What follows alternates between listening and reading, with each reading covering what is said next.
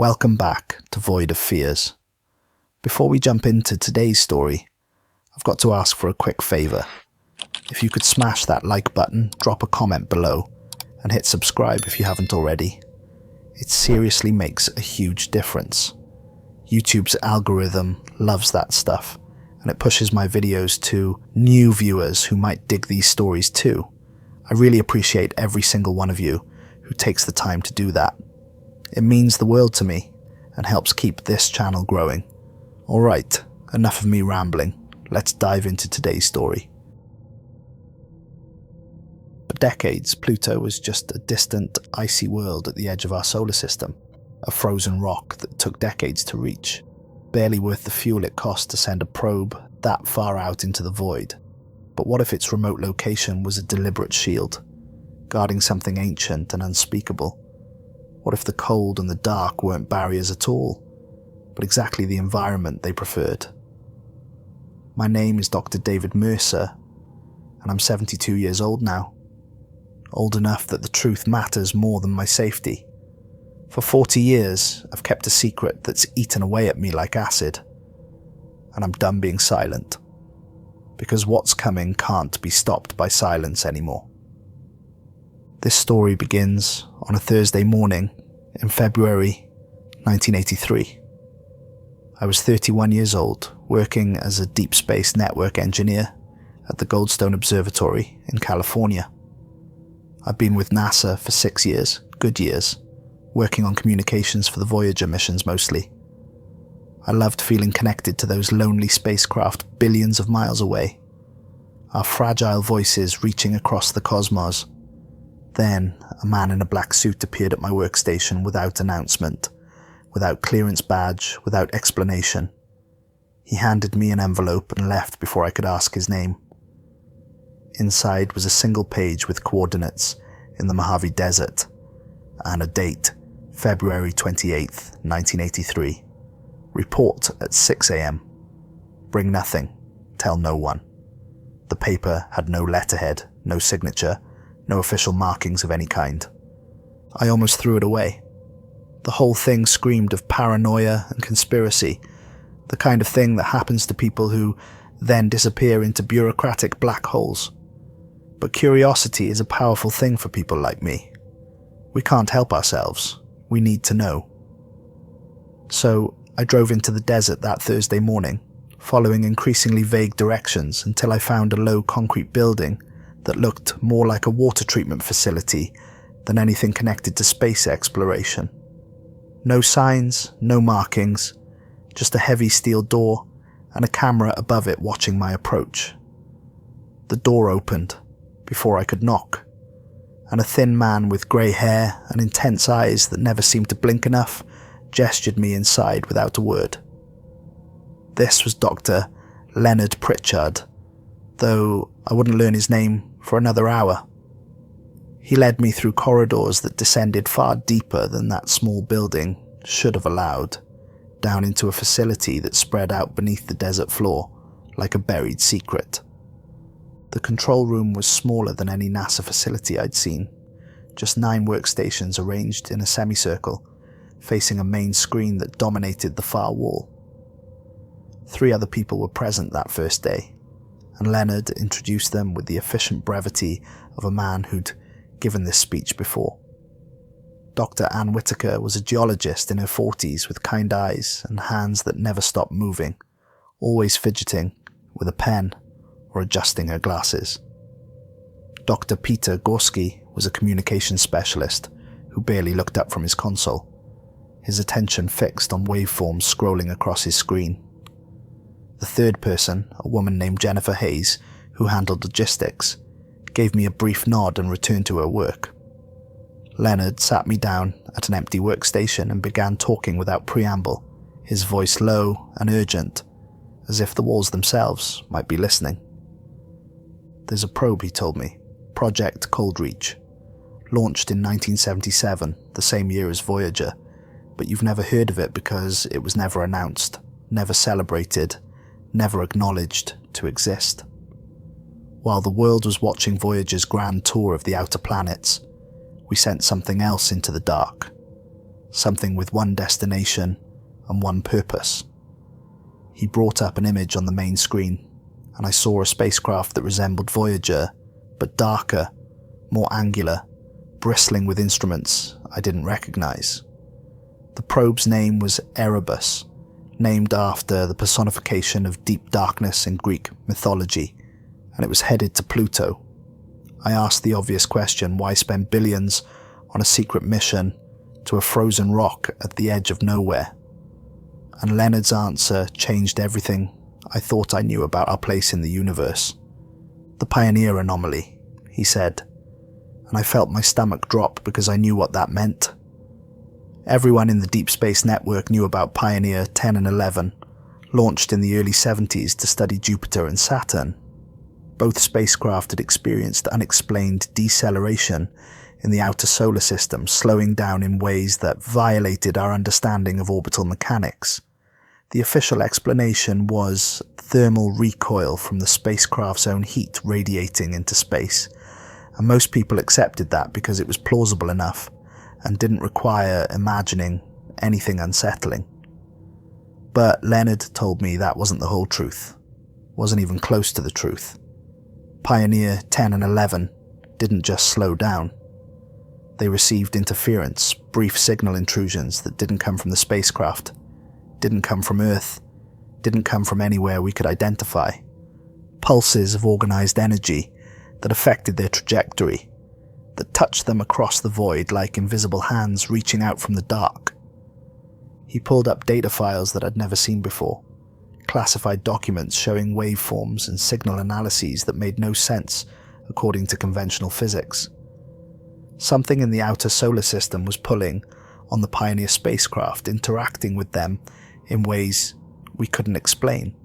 And when NASA's top minds analysed the data, really dug into the numbers, they realised the interference was strongest when the Pioneers were on trajectories that would take them near Pluto's orbital path. So, Project Coldreach was born. We sent Erebus to see what was out there, to make contact if something was waiting, to answer a question that most of humanity didn't even know we were asking. Leonard's voice dropped even lower as he explained what Erebus carried beyond its scientific instruments. Physical samples from Earth. Rock, water, organic compounds meant to show what our world was made of, and in a sealed titanium containment unit that was never supposed to open. Human DNA samples, our genetic blueprint, sent into the void as an introduction to whatever might be listening. I felt sick. We'd sent our essence, the very code that makes us human, to something we didn't understand.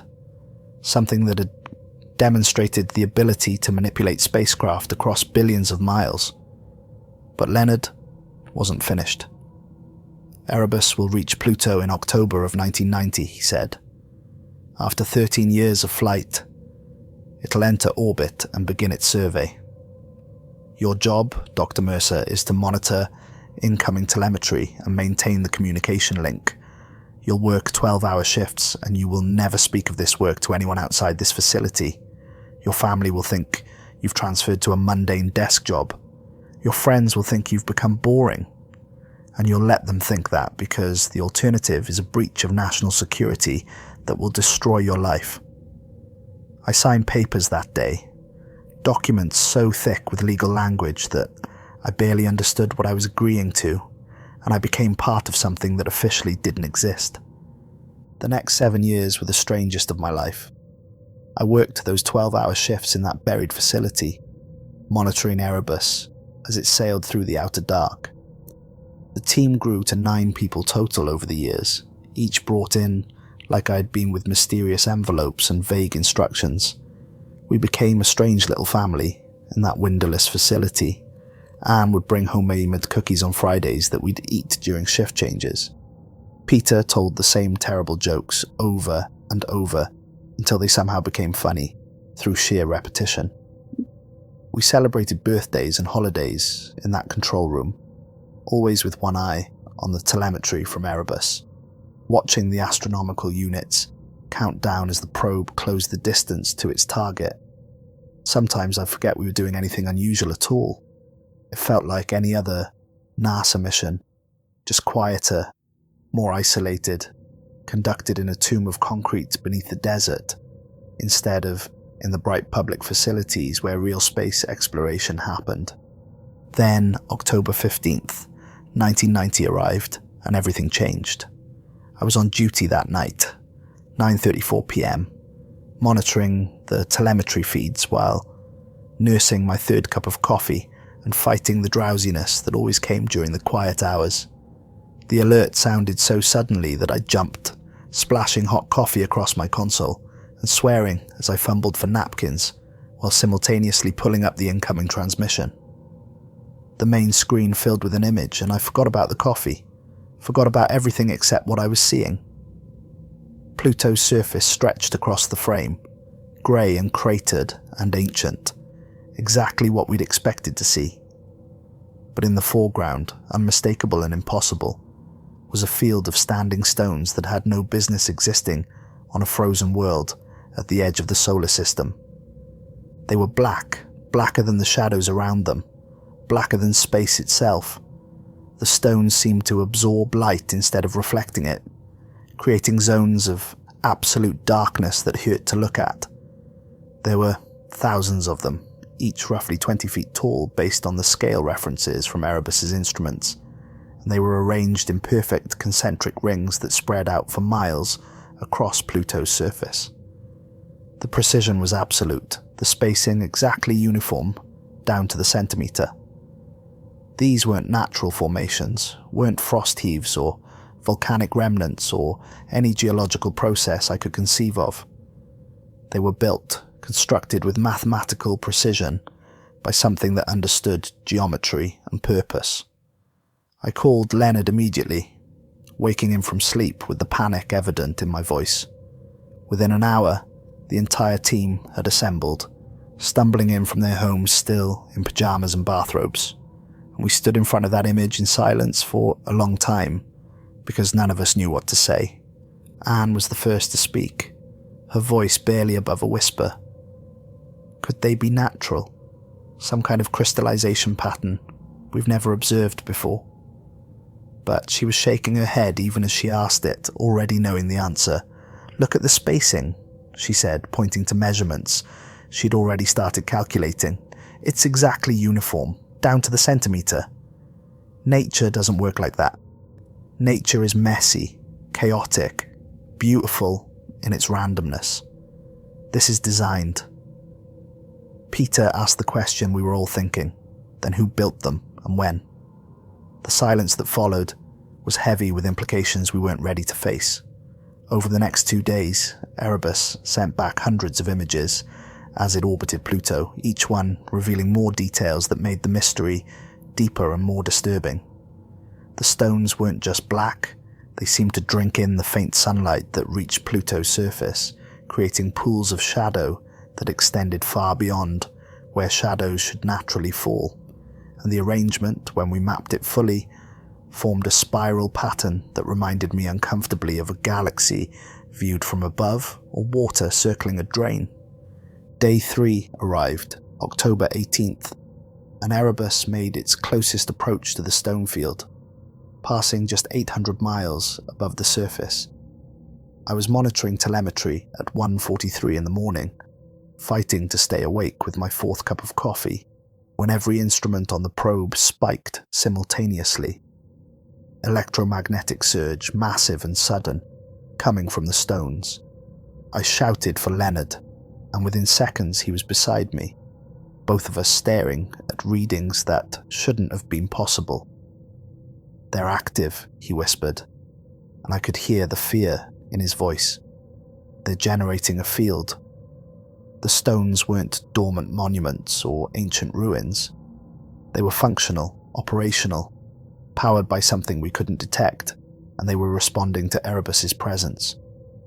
Over the next week, we watched in mounting fascination and dread as the stones woke up.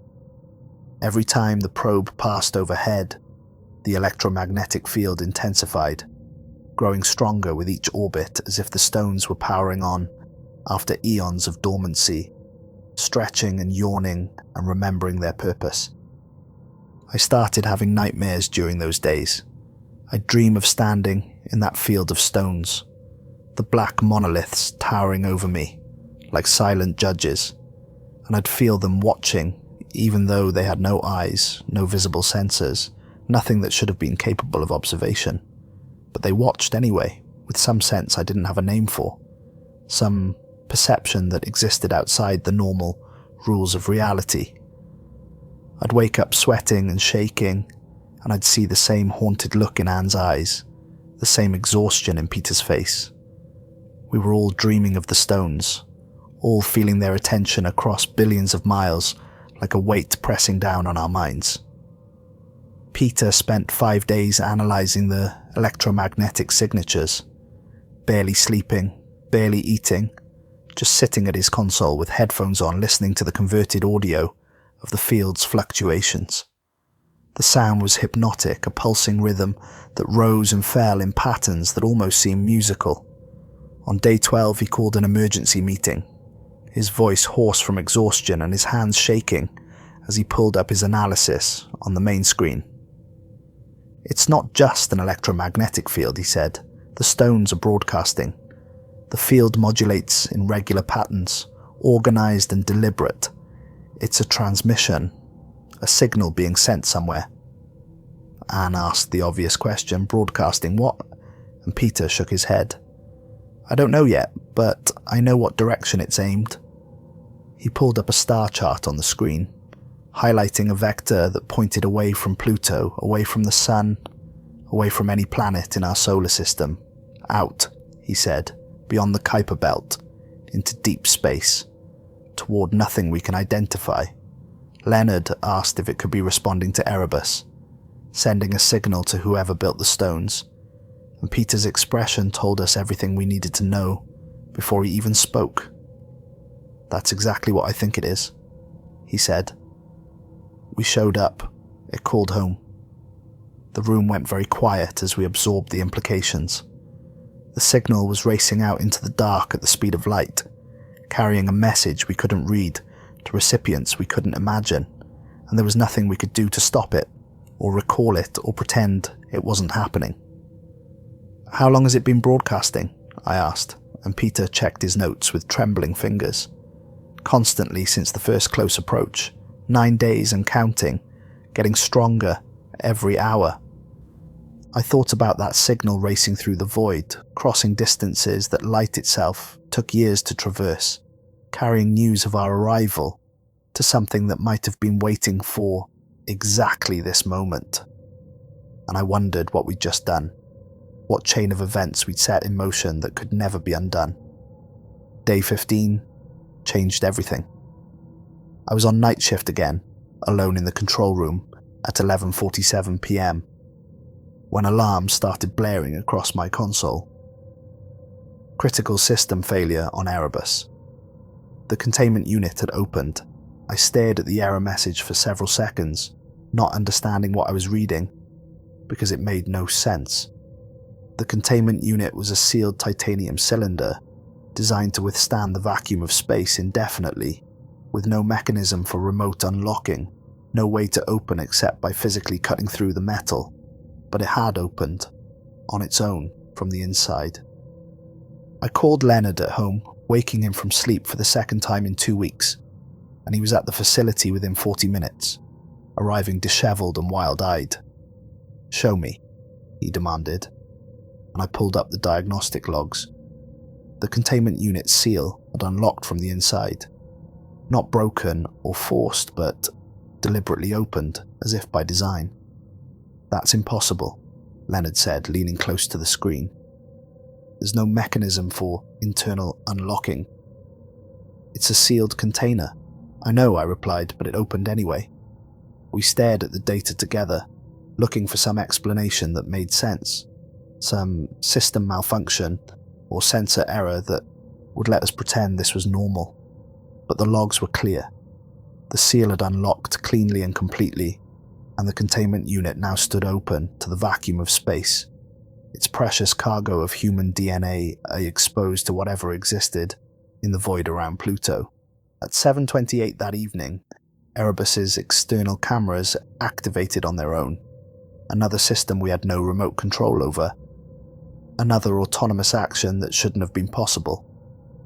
The image that came through made my blood turn to ice. The camera showed the exterior of the probe, the opened containment unit visible in frame, like an open mouth. And pressed against the hull surrounding the opening, like smoke given form and purpose, was something dark. It wasn't solid. It seemed to shift between states, sometimes looking almost liquid, sometimes more like shadow that had achieved consciousness and intent. It moved with purpose, spreading across Erebus's surface in tendrils that divided and merged like the pseudopods of some vast amoeba, exploring the probe's exterior with what looked like curiosity. Anne had come in for a shift and stood behind my chair, her hand on my shoulder gripping so tight it hurt. "What is that?" she whispered, and I could hear the edge of hysteria in her voice. "I don't know," I said, because there were no words for what we were seeing, no reference in human experience for something that existed in the frozen void of space and moved with apparent intelligence. Over the next 18 hours, new images arrived every 30 minutes, and we watched helplessly as the dark mass explored our probe.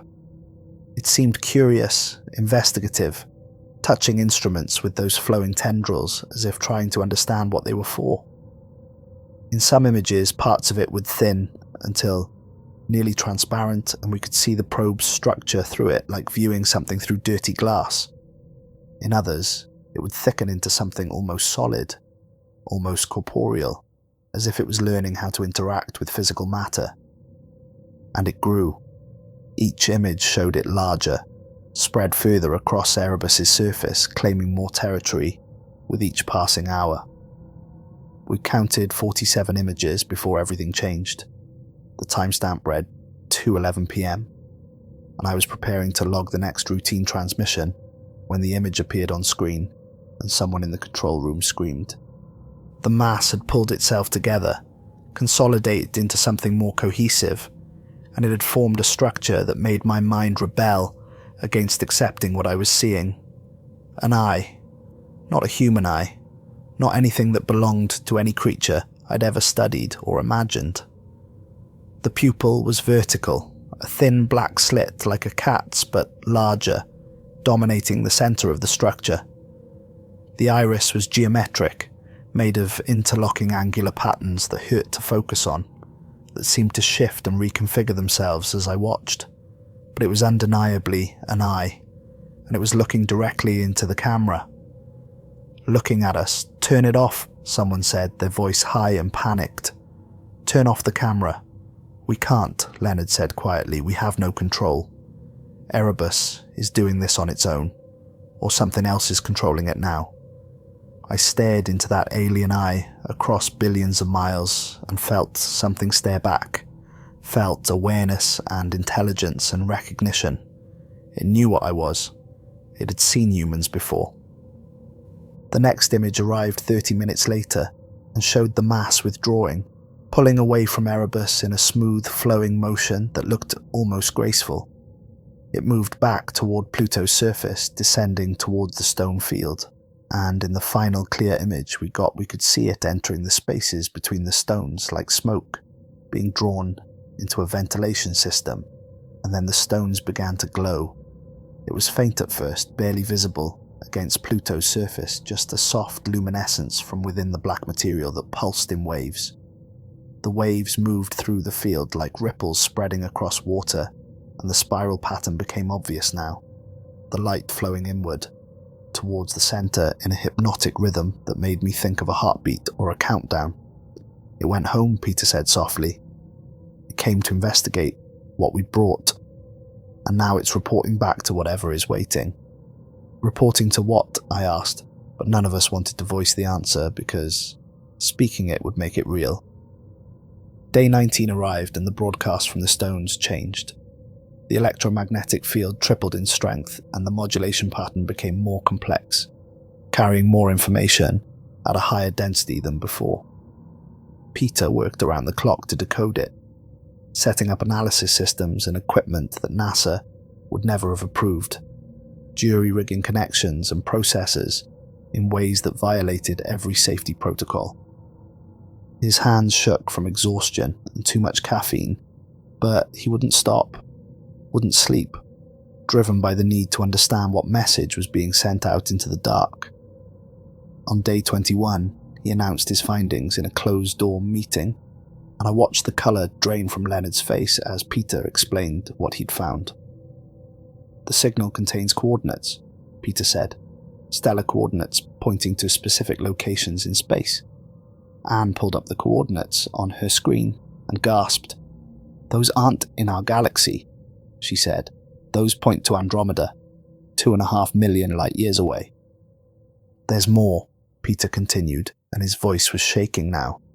"Temporal markers, dates, Earth dates, or as close as I can translate them." The dates appeared on the main screen, and the room went absolutely silent. 445 million years ago, 375 million years ago, 252 million years ago, 65 million years ago. "Those are extinction events," Anne said, her voice barely audible. "The Ordovician extinction, the Devonian, the Permian extinction when 96% of all species died, the event that killed the dinosaurs. And there are more dates," Peter said grimly, "dates in the future, dates we haven't reached yet." The implications crashed over us like a wave. Whatever had built the stones, whatever we just made contact with, had been to Earth before, multiple times, and every visit corresponded to a moment when life on our planet had been catastrophically altered, reset, pruned back like a gardener trimming an overgrown plant. Leonard's face had gone grey, and he stood up abruptly.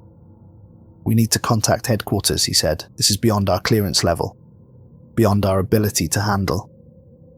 He made the call from his office while we waited in tense silence, watching through the glass window as he paced and gestured, his face growing more animated, and then suddenly very still.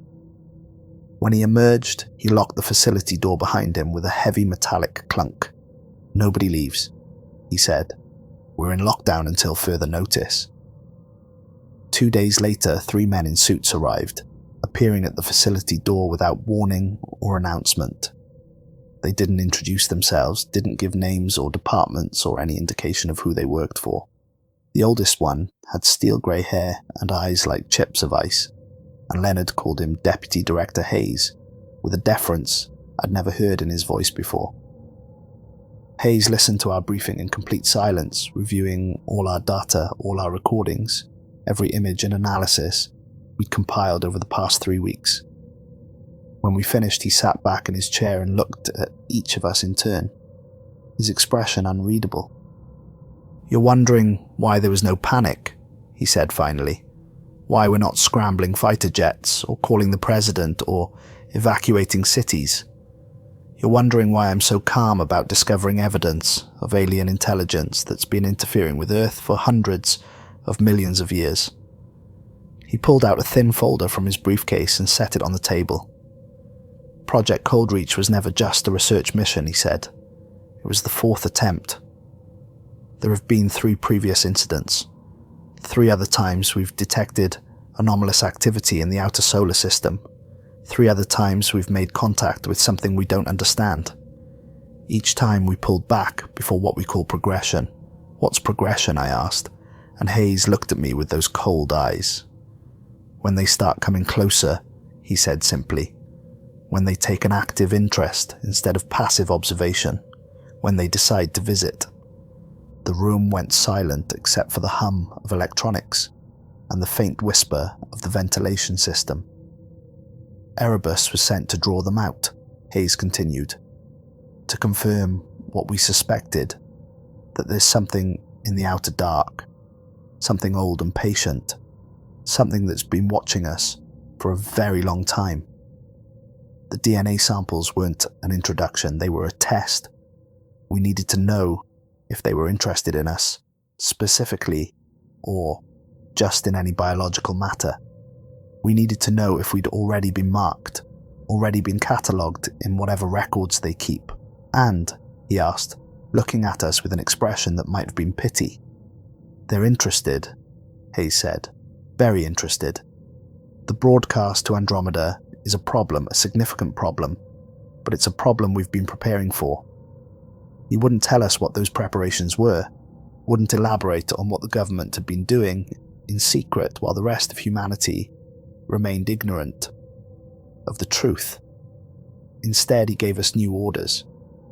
Continue monitoring Erebus. Document everything that happens. But under no circumstances were we to share any information outside the facility. No calls to family, no emails to colleagues, no communication whatsoever about what we discovered. We didn't have to monitor for long. Day 23 arrived, November 7th, and I was reviewing telemetry when I noticed something impossible. Erebus was moving. Not by its own propulsion, because all engines had been offline since achieving orbit. Something was pulling it, drawing the probe downward toward Pluto's surface with irresistible force. "Leonard," I called, keeping my voice level with effort. "The probe is descending." We watched on the tracking display as Erebus fell toward Pluto's north pole in a controlled descent that suggested intelligence and purpose.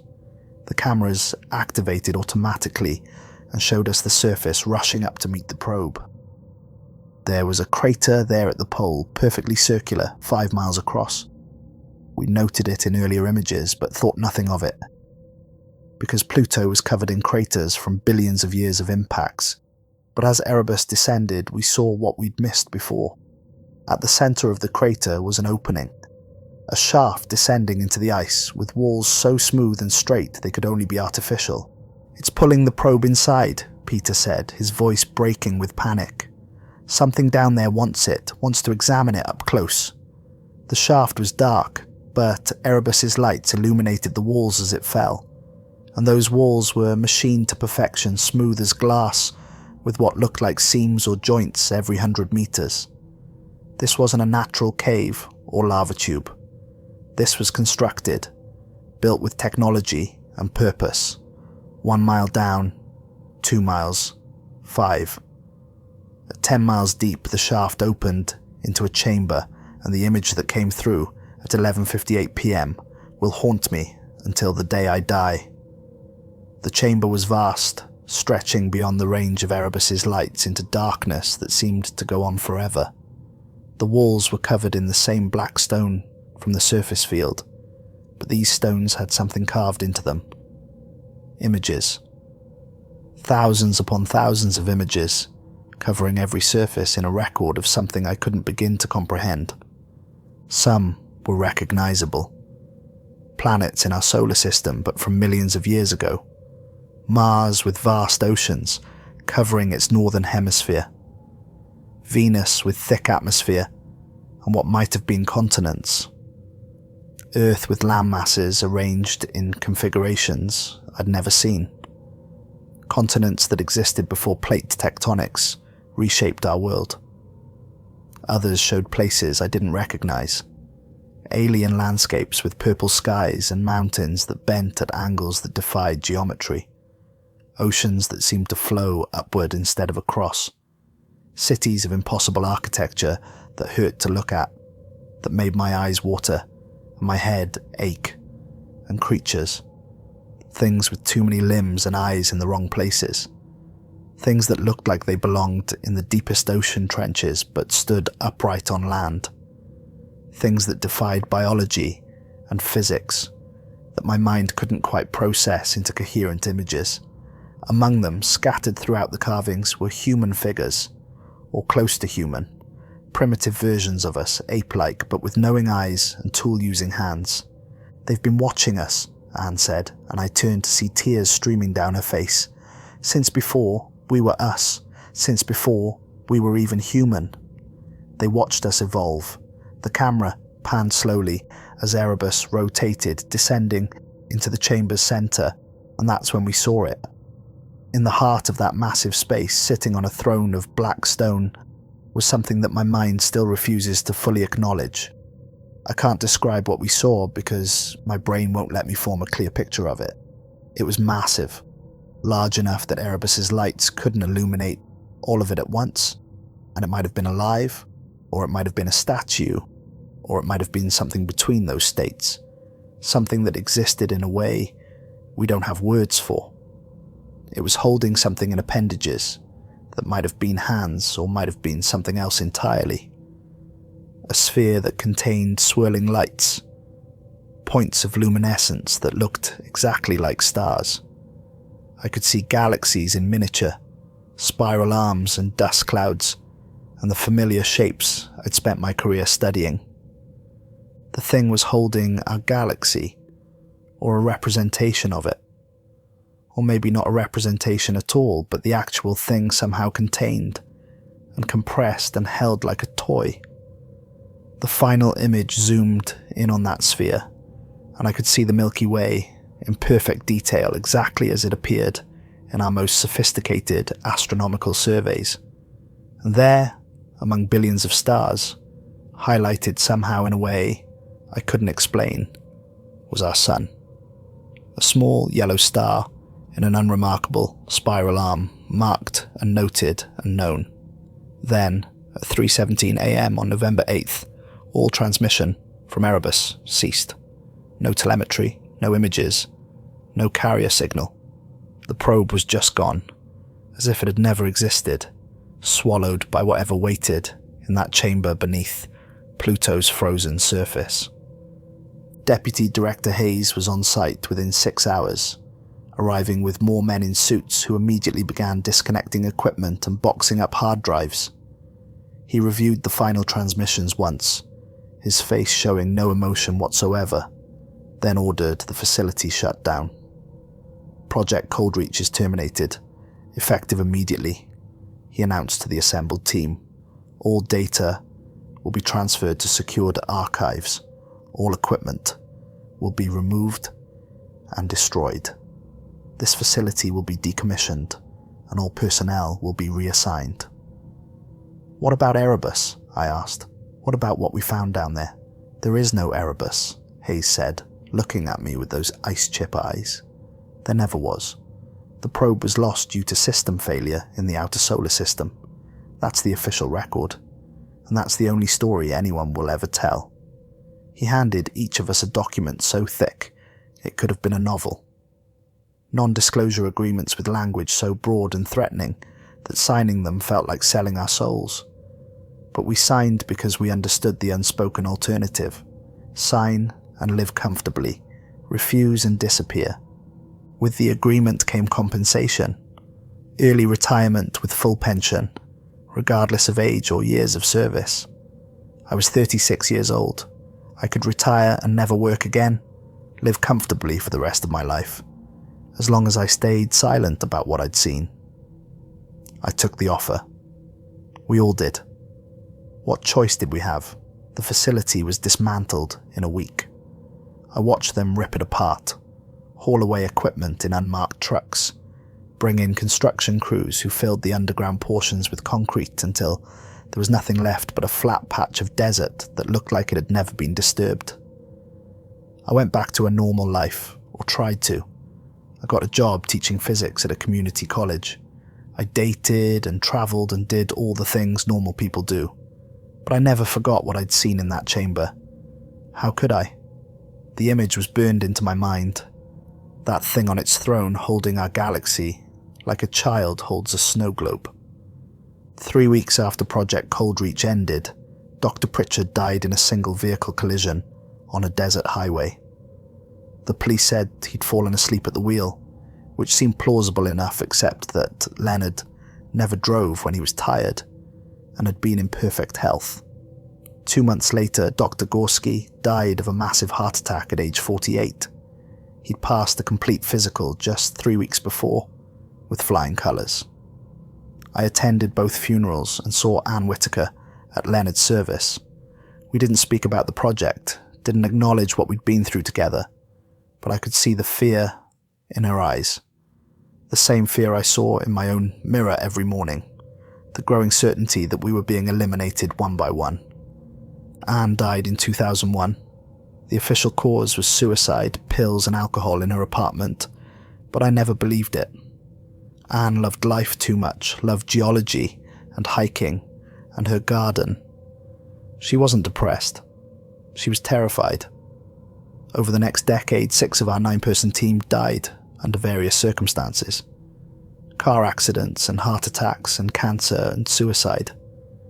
Each death exploded any reasonable statistical probability. But what could I do?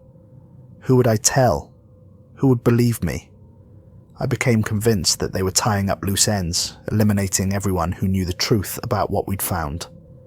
I moved frequently, changed my name twice, kept my head down and avoided any kind of public presence. I stopped teaching, stopped having friends, stopped living any kind of normal life. And I waited to die, expected it every day, wondered when my turn would come. But I didn't die. Neither did the 3 others who remained from the original team. And after a while I started wondering if maybe the deaths really were coincidental, if maybe we were just unlucky, or if maybe whoever was watching had decided that living with what we knew was punishment enough. The years passed, the world changed, technology advanced, NASA sent new missions to the outer planets, and in 2015 they announced that New Horizons would fly by Pluto, would give us the first close-up images of that distant world. I watched the approach with mounting dread, wondering what the probe would find, hoping and fearing in equal measure that it would see what we'd seen. The flyby happened on July 14th, and I watched the press conference with my heart pounding. The images were beautiful, the heart-shaped glacier of frozen nitrogen, the mountains of water ice rising from the surface. It was gorgeous and fascinating, and completely normal. No stone fields, no crater shaft, nothing unusual at all. I felt something break inside me. Had we imagined it all? Had the isolation and stress driven us collectively mad? Were the images we'd seen some kind of shared delusion, brought on by the pressure of secrecy? 3 days after the flyby, my phone rang. Unknown number. I almost didn't answer, but curiosity made me pick up. A voice, electronically distorted beyond recognition, spoke 3 words. "Check your mailbox." The line went dead. I stood on my porch for 10 minutes staring at my mailbox, afraid of what might be inside, afraid of what it meant that someone knew where I lived. Finally, I walked down and opened it. An envelope, unmarked. Inside, a USB drive. I almost threw it away, without looking, almost destroyed it and pretended I'd never received it. But that same curiosity that got me into this mess 40 years ago made me plug it into my laptop. The drive contained images, dozens of them, all from New Horizons, all with metadata showing they were taken during the Pluto flyby. And they showed the stone field. It was still there, but changed, evolved somehow. The stones were no longer arranged in concentric circles. Now they formed a tighter spiral, more deliberate and purposeful, all pointing in the same direction. Not inward toward Pluto's center. The perspective was wrong for that. They were pointing outward, away from Pluto, toward the inner solar system, toward Earth. I found the image of the North Pole crater and felt my blood turn to ice. The shaft was still there, the opening clearly visible. But it was empty now. Whatever had been inside, whatever had been waiting in that throne room was gone. I was holding proof. Proof that NASA had lied about what New Horizons found, that the real images had been suppressed and hidden. But proof I could never share because who would believe me, and what would happen if I tried? I stored the drive in a safety deposit box and tried to move on with my life, tried to pretend that everything was normal. Then came 2019, and Oumuamua. Everyone remembers Oumuamua, the first confirmed interstellar object to pass through our solar system. Scientists were fascinated by its unusual elongated shape, its unexpected acceleration as it left the solar system, the way it didn't quite behave like a comet or an asteroid. The official explanation was outgassing, frozen gases vaporizing as it approached the sun, but even the astronomers seemed uncertain. The object was strange in ways they couldn't fully explain. I received another anonymous contact. An email this time from an encrypted address that disappeared after I read the message. It contained a single audio file and one line of text. Deep Space Network recorded this. They're not telling anyone. I downloaded the file and listened with headphones in my quiet apartment. It was the signal from Oumuamua, radio frequency transmissions detected as the object passed through our solar system. The sound was haunting, almost musical, a pulsing pattern that rose and fell in regular intervals, and I'd heard that pattern before, in that bunker in the Mojave Desert 29 years earlier. The same frequency signature as the broadcasts from the Pluto stones. Oumuamua was talking to them, or they were talking through it, using it as a relay or a probe, or something we didn't have a name for. Since then, there have been 3 more interstellar objects detected passing through our solar system. Each one broadcast the same signal. Each one altered its trajectory slightly as it passed through in ways that couldn't be explained by gravity or solar radiation or any natural force. They're mapping our solar system, charting courses and cataloguing resources and preparing for something. 6 months ago I received a package with no return address and no note. Inside was a folder of documents classified above top secret, leaked by someone who wanted me to know the truth. Radio telescopes had detected a massive burst from the direction of Pluto. 3 seconds of intense radio energy, far beyond anything a natural source could produce.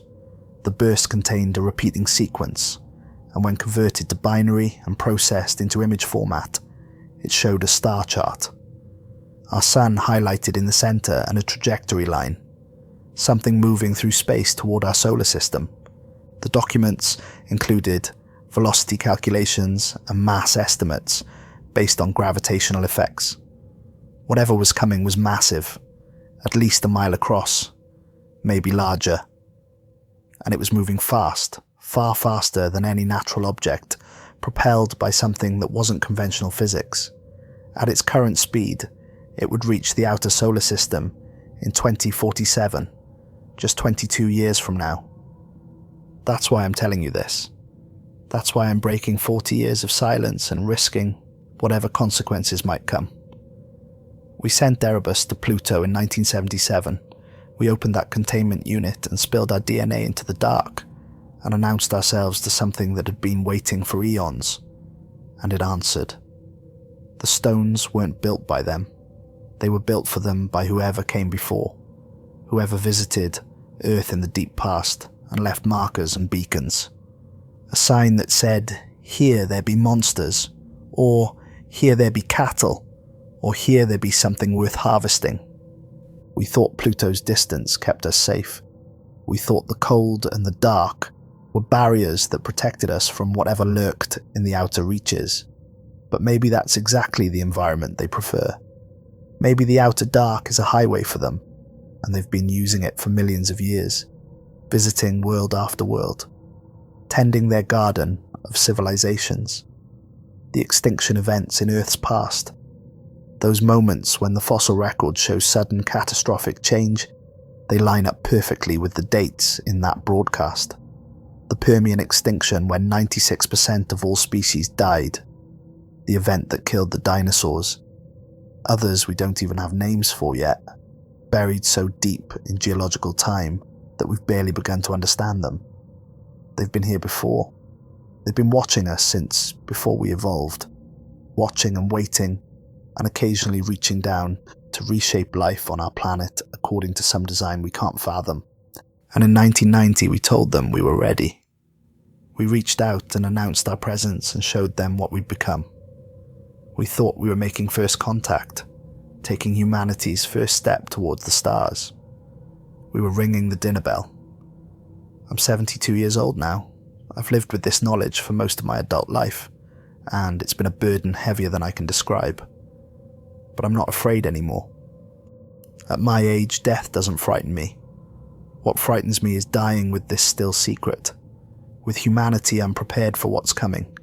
In 2047, what frightens me is the thought of my grandchildren looking up at the sky one day and seeing something descending that they have no context for, no preparation for, no defense against. I have one last piece of evidence to show you.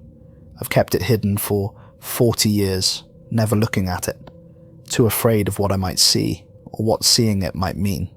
But if I'm going to do this, if I'm going to tell the complete truth, I need to show you everything. This is a photograph, a physical print, from the final transmission, Erebus, sent before it went dark. The image of that chamber, beneath Pluto, the throne, the thing holding our galaxy in its grasp. I'm going to look at it now for the first time in decades. The photograph is old, and the colours have faded, but the image is still clear enough. That massive chamber with its carved walls telling the story of countless worlds.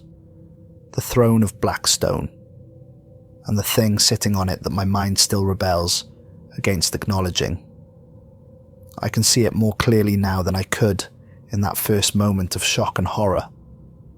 I can see texture in what might be skin, or might be something else, something that doesn't follow the rules of biology as we understand them. And the sphere it's holding, our galaxy in miniature, I can see details I missed before, or maybe blocked out. There are lights in the sphere, thousands of them, far too many to be just stars, and they're moving, shifting position slowly, some growing brighter while others fade. They're not stars, they're worlds, planets with life, with civilizations, with billions of individual beings living and dying, and never knowing they're being watched. And the thing is observing them all, curating them like a gardener tends flowers. Some it lets bloom and flourish, others it prunes back or cuts away entirely when they grow in directions it doesn't approve of.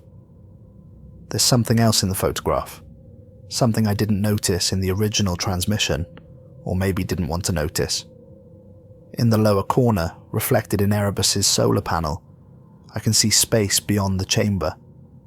The view back up the shaft towards the surface, and between the probe and that distant opening, barely visible against the darkness, is a smaller version of the entity, elongated and flowing, already moving up the shaft towards open space.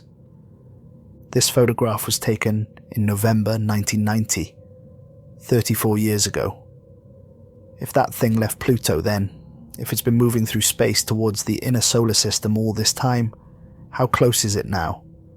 I've been watching the news, monitoring astronomical reports through contacts I still have in the scientific community. There have been anomalies, spacecraft experiencing unexpected course corrections, radio interference from empty regions of space, brief gravitational fluctuations that don't match any known celestial bodies.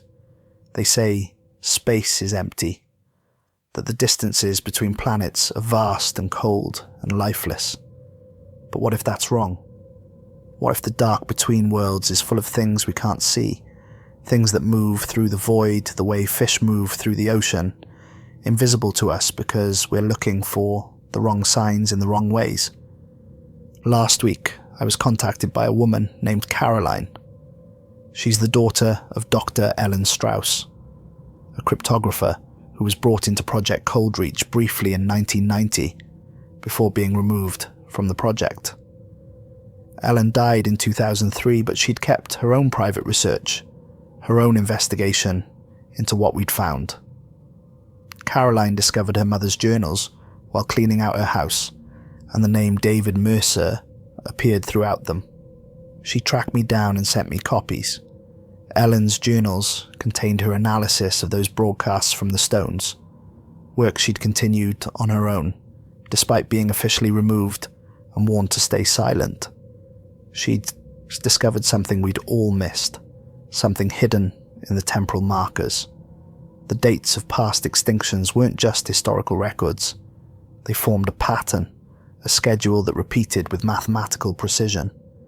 The extinctions happened at regular intervals, roughly every 100 million years. Like clockwork. Like someone coming back to check on an experiment, to thin the herd, to reset the evolutionary clock and see what develops in the aftermath. And according to Ellen's calculations, we're overdue. The last major extinction was 65 million years ago, when the dinosaurs died. We're living on borrowed time, in a gap between visits that should have ended already. Maybe they got distracted with other worlds. Maybe they had more pressing matters to attend to. Or maybe they were waiting for us to develop just a little further, to become something more interesting than primitive mammals hiding in the ruins of the dinosaur age. The final entry in Ellen's journal is dated 1 week before her death, and it's just one line written in handwriting that looks shaky and uncertain. They're not observing us. They're waiting. Waiting for what? For us to reach a certain level of development, for our population to hit a specific number that makes harvesting worthwhile, for some cosmic alignment that happens once every 100 million years, or maybe just waiting for us to invite them, in the way we did when we opened that containment unit and showed them what we're made of at the molecular level. I think about that often, about what we gave them, not just DNA, but a complete blueprint of human biology. Everything they'd need to understand how we work, how we think, what makes us vulnerable. We handed them the keys to humanity, and I never asked what they might do with that information. I think about the broadcast to Andromeda, that signal racing across 2.5 million light years to some destination we can't imagine. What did it say? Come and see what we found.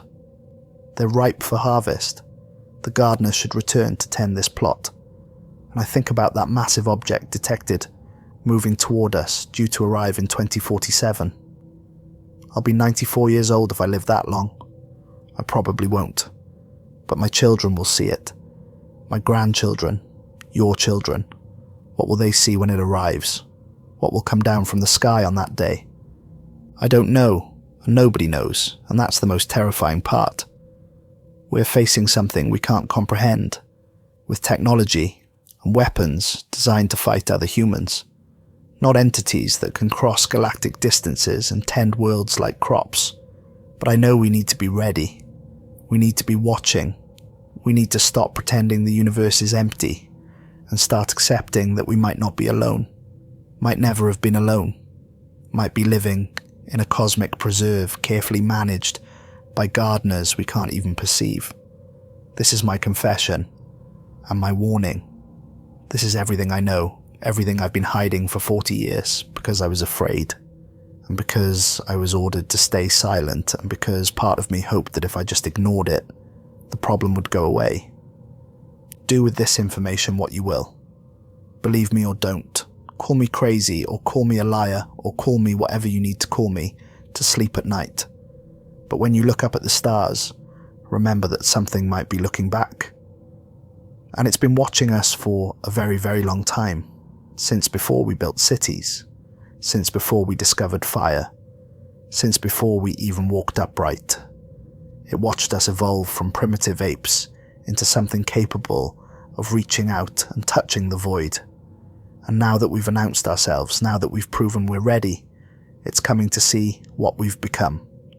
The interview concluded on November 3rd, 2024. Dr. David Mercer died of a massive heart attack 1 month later, on December 8th. He was 72 years old and had been in perfect health according to his physician. The autopsy revealed no prior heart conditions, no arterial blockage, nothing that would explain his sudden death. His house was found meticulously cleaned with all personal research materials missing. The USB drive and documents he'd mentioned were never recovered. On his desk, investigators found a single photograph of Pluto, printed from a New Horizons image. Someone had drawn a circle around the North Pole crater in red ink. Inside the circle in handwriting, confirmed to be Dr. Mercer's, were 3 words: "It's empty now." The case remains open, though officially his death has been ruled natural causes. The photograph is stored in evidence, but the detective who logged it reported that when he looked at it under magnification, he could see something in the shadows of that crater. Something that looked like it might have been moving when the picture was taken. He requested a transfer the next day and refuses to discuss the case. As for the object detected moving toward our solar system, official NASA sources deny any such discovery, but amateur astronomers have begun reporting unusual readings from the outer solar system. Radio bursts that match no known source. Gravitational fluctuations that suggest something massive moving through areas of space that should be empty. And in 2019, an astronomer in Chile captured an image of Pluto using one of the world's most powerful telescopes. The image was briefly posted online before being removed. In that image, enhanced and filtered, the stone field was visible, and the stones were glowing brighter than ever before, pulsing in rhythm like a heartbeat or a countdown, marking time until something arrives.